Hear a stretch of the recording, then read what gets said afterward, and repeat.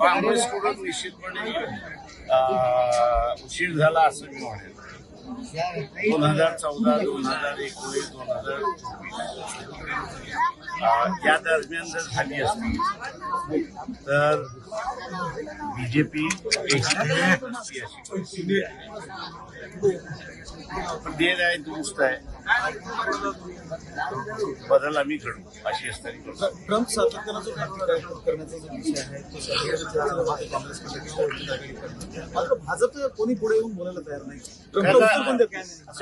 देणार देऊ शकत नाही. याचं कारण ज्या दिवशी ते द्यायला सुरुवात करते त्या दिवशी ट्रम्प आदेश काढेल की आमचा देश सोडा. सगळ्यात मोठं असणारं भारतीयांचं लॉस मी असं म्हणेन की मोदीला पंतप्रधान करून त्यांनी जगभरामधल्या प्रवास करून भारतीयांना तिथं जे एकत्र केलं किंवा त्याचं केलं त्या लोकांच्या ध्यानी मनी सुद्धा काहीच नाही आहे. पण एकत्र झाल्यामुळे तिथल्या देशातल्या लोकांच्या मनामध्ये पाल चुचुकली की एवढ्या मोठ्या प्रमाणात भारतीय आपल्या देशामध्ये आहेत, आतापर्यंत शांततेने राहिलेले आहेत.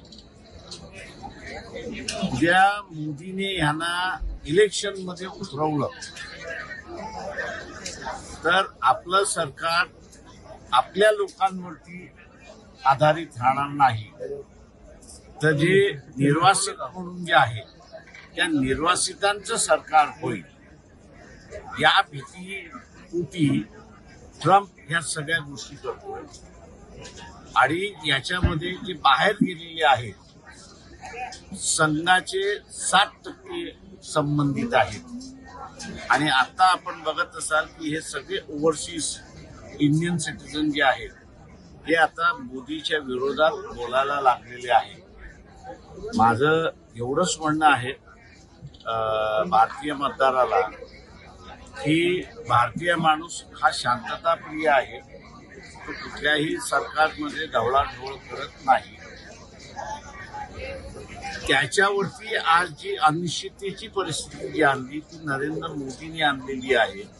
त्याच्यामुळे जेवढा लवकरात लवकर आपण नरेंद्र मोदींचा बंदोबस्त करू तेवढे ती लोक शांततेने राहतात. विलासरावांची कारकीर्द आपण पाहिलेली आहे आणि भाजपकडून मुद्दा म्हणून की काय विलासरावांच्या आठवणी पुस्तकाचा जो उल्लेख आहे करण्यात आला काय कोण कोणाच्या आठवणी पुसू शकत नाही. विलासरावांचं कार्य आहे. मी जसं औरंगजेबच्या मगरवर चादर चढताना बोलतो की हा 60 वर्ष भारताचा राजा होता. ते तुम्ही इतिहास मिटवणार आहे. माझ्या माहितीप्रमाणे 84 पासून विलासराव देशमुख मंत्री आणि 97-98 मध्ये ते मुख्यमंत्री. हा इतिहास तुम्ही मिटवणार आहात अजिबात मिटवू शकत. त्याच्यामुळे हे जे इतिहास मिटवण्याची जे आहे त्यांचाच मुळात इतिहास दिसतो अशी पाहिजे. वंचित बहुजन आघाडी आणि काँग्रेस एकत्र आल्याचा काय फरक जाणवला तुम्हाला? मी असं आम्ही 3 ठिकाणी केली. एक मुंबई, नांदेड आणि लातूर. मुंबईची जी काँग्रेस कमिटी आहे तिला या युतीचा बेनिफिट घेता आला. पण नांदेड आणि लातूर हे 2 ठिकाणचे जे आहे कदाचित नगरपालिका या युती.